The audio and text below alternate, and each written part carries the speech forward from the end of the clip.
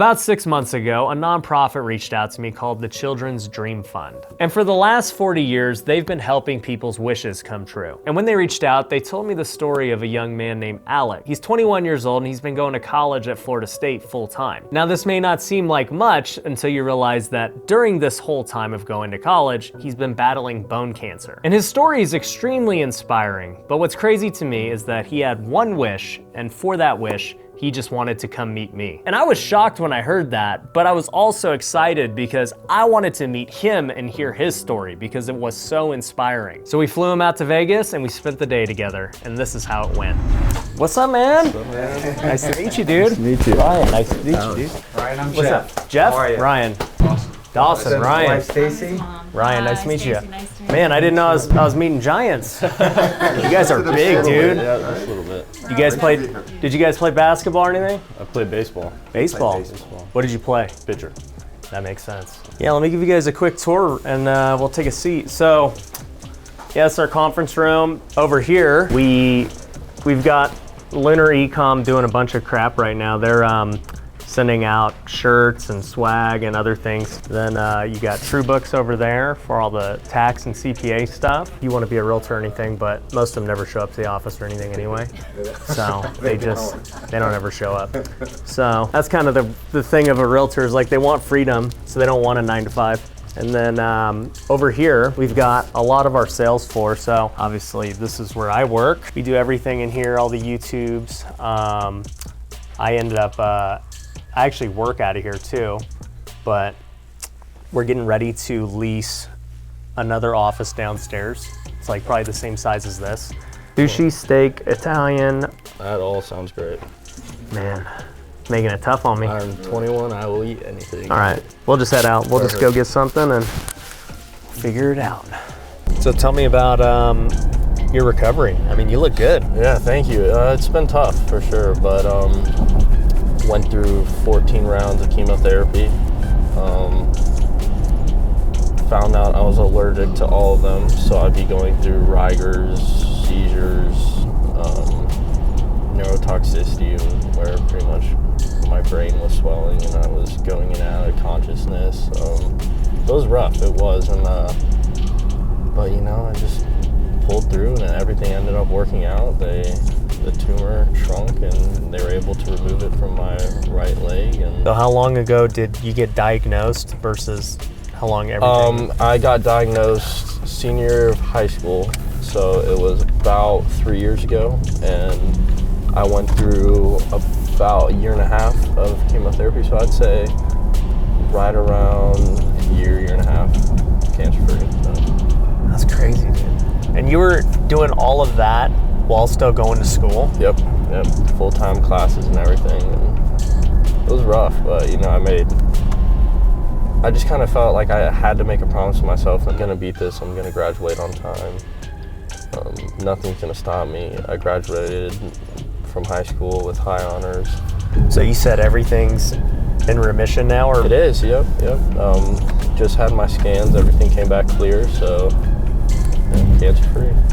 So what did they tell you initially when you got it? So I found everything out through baseball, actually. You know, in high school, we sometimes get a little off track, and the coach was like, we are running sprints today. So walk over to the track, and I could feel like my leg was tight. I was stretching it out. I was like, oh, I just pitched the day before, so just thinking, you know, just muscle, tendon, whatever it was. And I was running, and all of a sudden I thought I got kicked in the leg on the side, but it was actually the bone snapping. Dang. Yep, so the tumor had eaten away at the bone. And you had no issues, like no you didn't issues. even know you had a Weird. tumor? Had occasional pain there, but I just wrote it off to working out and playing sports and being active, but yeah, and then it broke, and I had no idea, because you know, your fibula is non-weight bearing, so it's not supposed to break like that. And they're like, well, you should go and get an x-ray. They're like, your bone's broken, but there looks like there's something else in your leg. And they're like, what do you mean? They're like, we're gonna go do further scans to kind of figure that out. And 2-3 days later, they're like, you have a tumor in your leg. And about a week later, I had a biopsy and told me it was cancer. Dang. All happened pretty quick. Then they put you immediately into Yeah, chemo. Less than a week later, poured in, hooked up chemotherapy. So it's a quick process. You don't really have time to process it. It just happens so fast. Yeah. But yeah, thankful for all the doctors and support there, and honestly the reason I'm still here. So saved my life for sure. And honestly, I wouldn't trade it for anything. And I know that's weird to say, but Yeah. just how differently I look on everything waking up. And it was, funny, before I came here, actually, I was like, I woke up in something as simple as brushing my teeth in the morning. I was smiling at it. I was like, damn, I got to wake up and do this today. And it is, and it's like, it's so weird that, like, I'd never thought of life like that before. And I don't know, it changes your view on everything, like the ability to just wake up.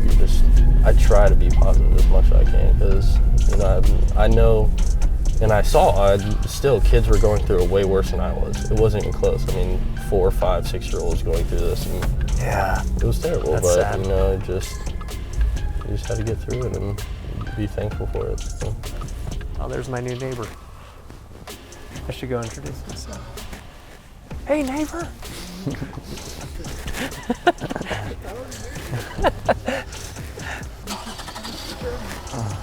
Get used to the camera. Enjoy your privacy for a little bit. It'll be gone.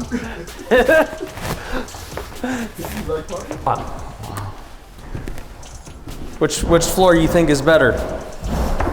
White wood, dark countertop. I don't know, this one was more like the last one. It looked good with the black accent around, so Yeah. I don't think you can go wrong. What kind of handles are you putting, or is it, I guess, handleless all over, so. Yeah, you don't need handles on these types. Yeah. You can put a spring hinge in them. Yeah. Just And so pushes when you them push and it it comes comes out. But yeah, this is the one they picked. Yeah. This is called rebar. And if you try and do it, these guys do it by hand, dude. What's cool about this pool is you can't really tell unless it's pointed out, but the slope of this backyard is pretty steep. And you could tell if you just look at the house and then you see how deep that dirt is on that side compared to it. So it used to be even steeper, but what we did was we had them take out that, all the dirt here, right? And you got to decide what are we doing with the dirt. And so we just threw it over here, filled it in a little, which is still too low. So what will end up happening is we'll try and keep this as flat as we can from the top so we don't have so many steps over. That's why there's just steps everywhere, because It was on such it's just, an angle. yeah, such an angle that we're gonna try and float this as high as we can. And most likely, it'll really be like maybe right here when it's all said and done. And then this will be a drop of like a planter box or something. So you don't really notice it from over here. So they're doing demo on the bathroom right now. We're actually going to punch a hole where he's at through, because originally we were gonna bring this wall and pull it out to here, because this is the closet. How you doing? And we were gonna bring the closet out. It's kind of small. But what we didn't know was this wall is essentially holding up the whole roof.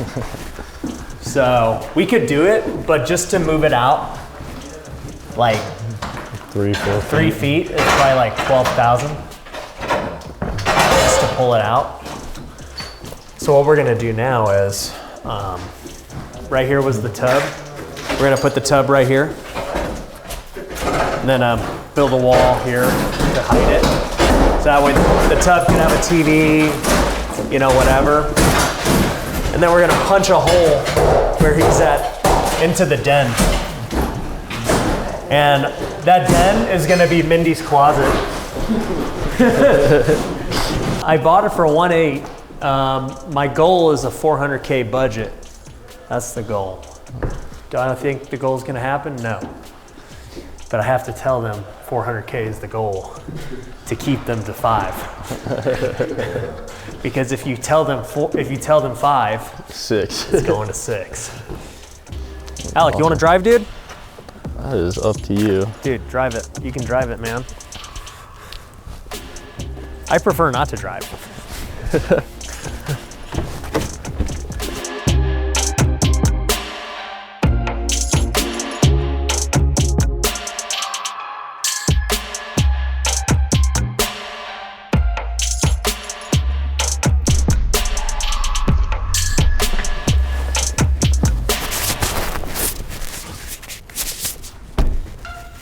When are you gonna buy yours, dude? Hopefully soon. Make you want one? Oh yeah. Dude, I was never a car guy until I got a car. And I said, yeah, I see why people, they collect. I see why these guys are so passionate. All right, dude. What was the biggest takeaway you had today? When you were talking about experience, learning through the good, bad, and ugly, and then taking that on to the next flip, the next project, and just learning from mistakes, learning from the successes, and you can't beat the experience, like you said, and I'm gonna now understand that I have to go through the process. There's no skimping, there's no skipping, and I'm gonna have to take it step by step and build my way up. Yeah. Take it slow, but that's the process that needs to be done. For sure. Well, I'll tell you, for me, the thing I learned today was just like how inspiring your story was about thinking that, man, you're going through cancer and all this crazy stuff, and you were like, dude, I've got it good compared to, you talked about 5-year-olds going through cancer and like other people that, had it so much worse than you where you were at, and like, just being mentally tough to get through that and knowing that today I got to do what I got to do today, and I'm just going to make it happen. I don't care how I feel. I don't care, what, nothing will stop me. Right. And like, that was super inspired for me to hear, dude. So you helped me as well. Thank you. I know we got something special for you too. So I had the team pull out a ton of our swag. Perfect. So dude, we got you the Pineda Capital hat, the Future Flipper hat, awesome. the Future Flipper hat again. We got you some winter shirts. Oh, this is one of our new shirts, by the way. It's our certified investor shirt. I like it. That's Yeah, great. dude, we got that. We got some other stuff, dude. So I want you to have all that. We got you the hydro flask. Yes, sir. And then, dude, I know you're getting started in real estate and you want to figure it out. So one thing I want to do too is put you in my rookie program for free. Thank So, you. That's awesome. just hook you up with that so that you can get around all these other guys who are out there hustling, getting Amazing. deals. Yeah. And I think it's going to help you out, dude. Perfect. Thank you so much. Yeah, it was dude. great. So I hope you had fun today. I did. It was amazing. No, it was fun for me, dude. It's really good for me to get away from just the normal stuff and like remember, why we do all this stuff, dude. Because, seeing guys like you, you told me the story. You watched the very first video, and I'm like, that makes me want to make more videos and do stuff. So knowing that there's guys like you who it's encouraging. So I appreciate that, dude. Thank you so much. This was great. Yeah, It dude. was. Cool, man. Well, I appreciate you, man. You're gonna have a lot of fun, dude. This is just the beginning of what we're about to do, man. Thank you. Yeah.